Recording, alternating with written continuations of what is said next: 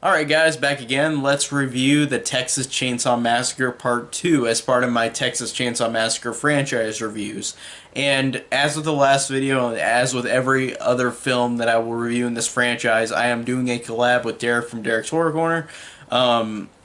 Really excited to keep going with this because I'm going to be in his collabs as well. So we're doing it back and forth, releasing at the same time. So, how about without further ado, let's have Derek take over for a minute, and I'll see you guys in a second. Hey Corey, thanks for letting me collab with you on your Texas Chainsaw Massacre 2 review. Once again, this is another collab between me from Derek's Horror Corner and then Corey. We're collabing on all the Texas Chainsaw Massacre movies. So if you haven't seen his or my review for the first one, you need to check that one out. So just my quick thoughts on Texas Chainsaw Massacre 2. Now, it's nothing like the first one. The first one's really serious, really dark, really depressing. This one's really just cheesy, goofy fun. And if you go into it expecting like a serious movie and a scary movie, you're going to be disappointed. But if you go in thinking it's going to be a horror comedy, you're going to like this movie because you have some awesome performances from Stretch and Lefty. They're awesome. The Cook and Leatherface, and then who could forget Bill Moseley as Chop Top. You have some really awesome performances in this movie. The acting is super good in it. I love the story. The story has good flow to it, and they have good humor. They have some hilarious scenes in this movie, like when Lefty goes to the chainsaw store to buy the chainsaw, and he's like buying and testing the chainsaws out, and like the shopkeeper has like that really stupid reaction, and he's laughing and acting weird for no apparent reason. That really awkward scene where like Leatherface is filling up Stretch with the chainsaw. They just have so much weird, great humor in this movie, and this movie is just hilarious. I had so much fun watching this movie on rewatch. But not only that, they actually have some good gore in this movie, where like they show this guy get cut up and he's like missing his face and some of his skin. They have like a chainsaw and like somebody's guts. They actually have some really nice gore in this movie. The beginning when the guy gets like half his head cut off. But they also have some serious moments too. Like the pacing in this movie is really good. It's really fast paced. There's lots of action, lots of humor. I'm never bored when I'm watching this movie. Like I think the pacing of this movie is perfect.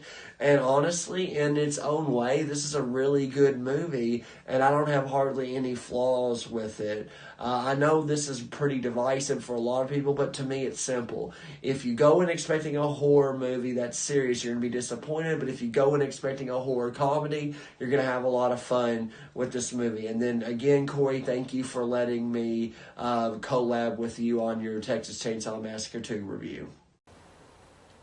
Alright, thank you, Derek. And now let's talk about the Texas Chainsaw Massacre Part 2. In terms of how you go from Part 1 to Part 2 is kind of jarring because a lot of people either love or hate this movie. And it's funny because, yeah, people do hate this movie. And I'm not going to deny that I don't understand why. But I want to talk about the reasonings with Tobe Hooper behind this story about the second film, because the first film apparently was a black comedy, and in Tobe Hooper's eyes, he thought it was a black comedy. He thought it was a movie that was very funny, like it was in that way, like this one. But then the world saw the first Texas Chainsaw Massacre, and nobody thought it was a black comedy. Everybody thought it was a terrifying, horrifying, disturbing movie, and it is. It's literally one of the scariest movies ever made, the original Texas Chainsaw Massacre. And he wanted it to have that feel for this one because he wanted to make it more of a black comedy because he thought in his mind, the first one is a black comedy. I just don't get that, and almost everybody I think who has seen the first Texas Chainsaw Massacre does not understand why he thought it was a black comedy or wanted it as that. or interpreted as that, because I do not interpret the first one as a black comedy. It is horrifying and scary and disturbing.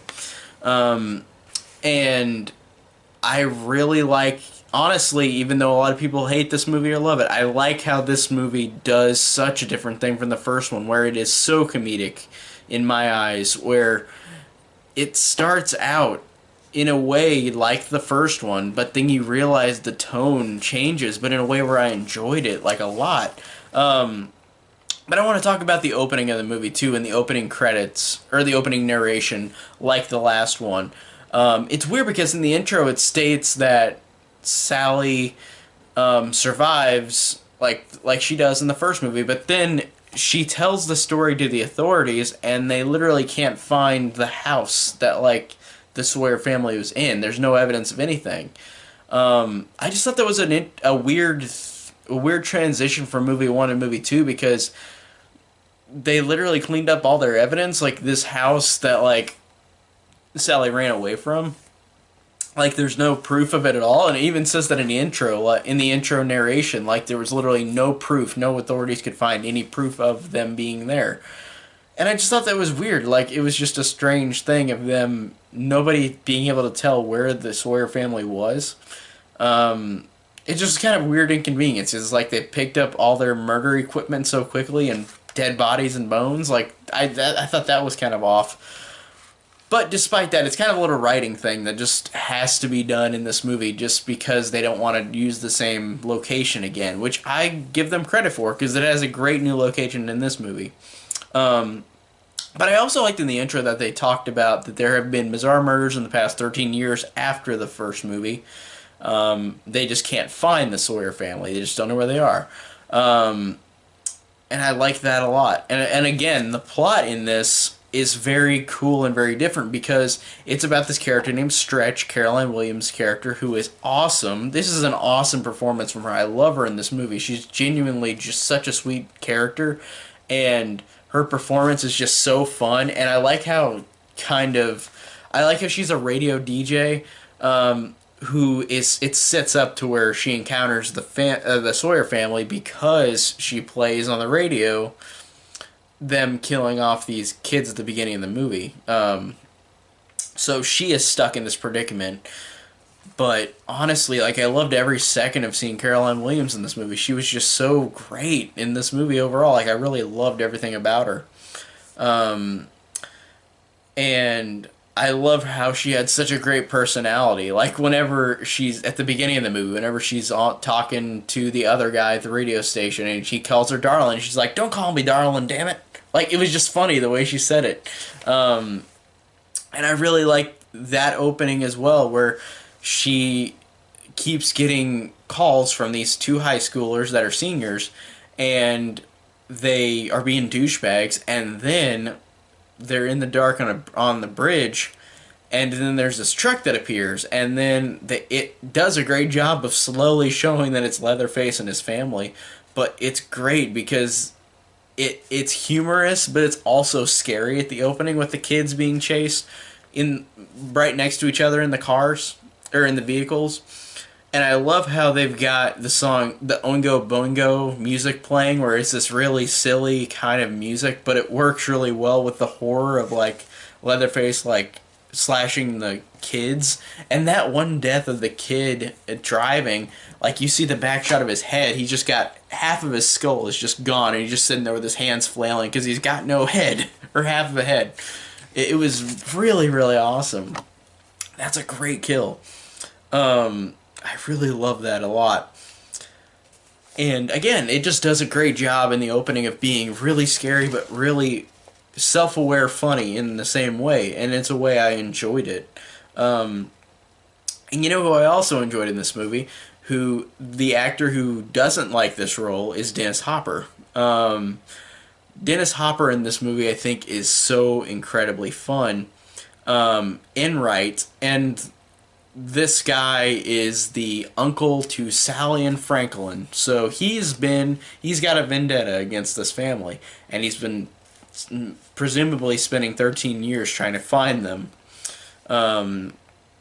So I really like that, and I like his character a lot, and I understand why he doesn't like his performance in this, but honestly, I thought it was fun. It was so silly because he fits so well with this tone of this movie.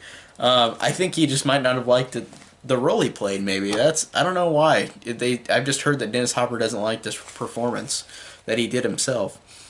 And speaking of funny irony in terms of like humor in this movie, like there's a scene where Stretch is at this chili cook-off, and Drayden Sawyer, who's like the normalist family member of the Sawyer family, he's the one who keeps winning the chili cook-off a couple years in a row, and you realize that it's Drayden Sawyer, the guy who him and Leatherface and Chop Top are killing all these people, and they're using that to make it in the chili. It's disturbing, but it's funny, and the guy who plays Drayden Sawyer in this is fucking hilarious. Like I lose it with everything he says in this movie. Like he is genuinely hilarious. I love this guy, and whenever like he wins the cook-off, they're like, "Darling, or the girl's like, "Darling, I gotta get your secret. What's the secret to your chili?" And he's like, "It's all in the meat. I have all this. I know a good prime meat that I know good prime meat." And and like I love how he has this scene afterward where he's in the car. He's in his car and he gets a call from Chop Top, and he reacts in a way where he's pissed because Stretch is playing the kids getting murdered on the radio to get Lefty to try to use her as bait to get Leatherface to come into this radio station, or the Sawyer family to kill them because Enright wants to kill him.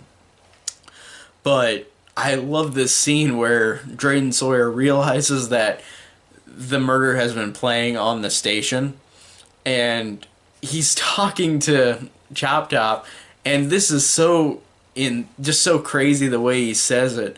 But like he gets pissed and he just says to Chop Top, like, "You coon shits, you fudge packers, you'll be the death of me yet." And like he just shakes his head and like flails, and it's so funny because this guy has such great comedic timing and just how over the top he is, and his performance is awesome.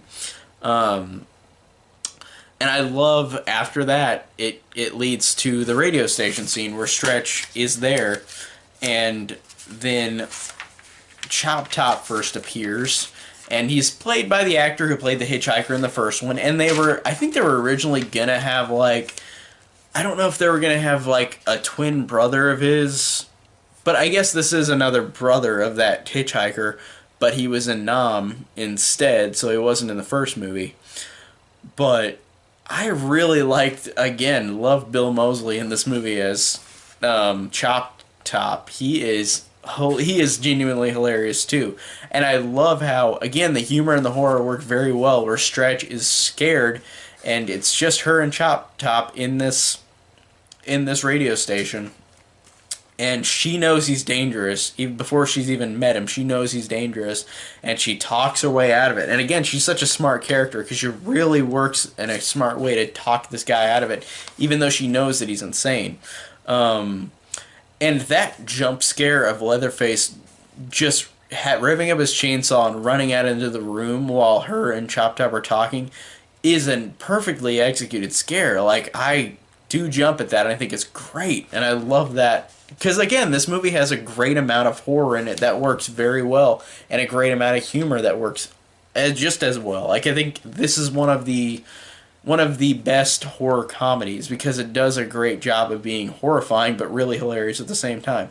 Like, for example, after that, whenever the other guy who works at the station comes in and Chop Top screams to him, "Lick my plate, you dog dick." Like, just lines like that are just so insane, but they're so hilarious.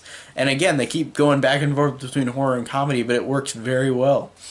And there's also a moment in this scene where Stretch is being terrorized by them in the radio station, where Leatherface has a crush on her, and he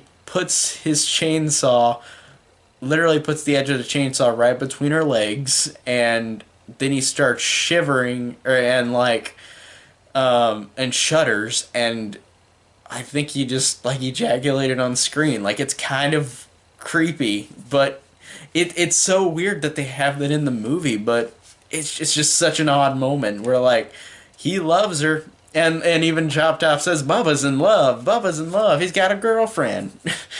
like but that moment of him like sitting like that's really bizarre, and I honestly don't know what to think of that scene of him presumably ejaculating on screen.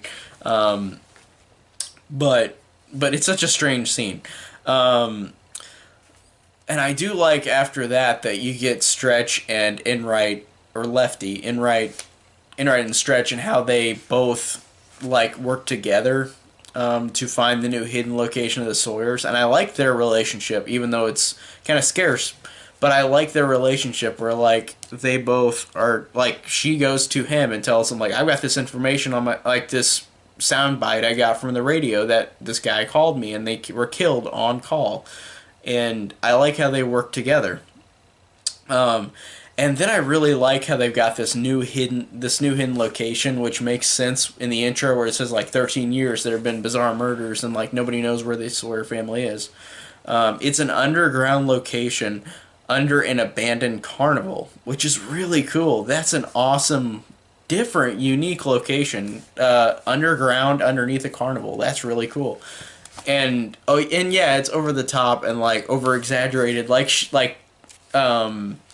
Stretch falls. Like there's a hole that opens in the ground, and Stretch falls into this hole, goes down a big like slide, and like goes down to the bottom. But it's kind of over exaggerated, but it works in the tone of this movie. And I feel so bad for Stretch in this at the end of the movie, just as a whole, the whole end of the movie. Like I feel so horrible for her because Leatherface loves her, and she has to do stuff to try to keep him contained and keep him subdued. Where like she has to wear a skin mask and dance with Leatherface while he just looks at her in awe. And it's weird because it's kind of like endearing, but it's not at the same time because it's so creepy. But Leatherface is not in the right mind at all, but like it's kind of endearing in some way, I guess. But not in Stretch's mind, but like in Leatherface's mind, it's like, oh, I'm in love. Which again brings another kind of humorous element to it. And then this is where I think Dennis Hopper doesn't really like his performances at the end of the movie, because all he does is randomly scream because he gets a chainsaw and starts breaking down parts of this underground, and he just keeps screaming, I'm bringing it down, I'm bringing it down, down with the devil. And I could see why he doesn't like his performance, but I love his performance because it's so over the top, but it fits with all of these characters in this movie. Like the over the topness works very well for me in this. And then there's a hilarious scene that's meant to be sad, or maybe not. I don't know, but like Enright finds Franklin's dead corpse. So 13 years it's been since the last movie, and Franklin's corpse is just sitting there in the wheelchair with the same flashlight, and it's just got cobwebs all over it, and it's really funny. I laughed out loud. I was like, oh my god, are you kidding me? Like, they kept it there for 13 years, just sitting there, kept his corpse. Which makes sense because they do that with other bodies, but still, it was just so funny in how it was framed. And I really like how they repeated the thing from the first movie where they have the dinner scene, but just in the underground cavern, where Stretch is tied up like the last time, and then Grandpa comes and tries to hammer her, and he actually moves this time, because in the first movie, it seemed like he wasn't even alive. Like he sucked on Sally's finger, but like it didn't seem like Grandpa in the first one was alive. And in this one, Grandpa moves more and is more versatile, even though he's old. And I think they even mentioned like he's 133 years old, but he's still as quick as can be. And also, I want to point out that the Grandpa in this movie looks like the tall man from Phantasm. Like, he looks just like him. It's kind of strange. I just sat there like, wow, that looks just like Phantasm. Okay. Um, and again, he just looks more alive than he did in the last one. Now, we got a great, fun final chainsaw fight between Leatherface and between Enright, where Enright literally impales Leatherface through the stomach and chainsaws him through all the way to the back of his stomach. So Leatherface has a wound that like cannot be healed, and it seemed like he would have been dead by the end of this movie. And even whenever the bomb goes off or the grenade goes off, he should be dead. There should be no more sequels. But still, any horror movie does that, where like they think they're dead and then they're alive in the next movie. But I really liked that Enright gave Leatherface literally like he impaled him with a chainsaw, and it was a very and he felt like a very worthy adversary to Leatherface with the chainsaws, where the chainsaw fight was really cool. And then of course like Drayden blows up the bottom, and there's a great final confrontation between Stretch and Chop Top, where like they go to the very top of this carnival thing, and like they get to the top, and it's daylight now, and she finds a chainsaw connected to like the corpse of a grandmother, which we didn't see in the first movie. But I love that she revs it up. She actually chainsaws Chop Top, and like he falls down into the shaft after it blows up.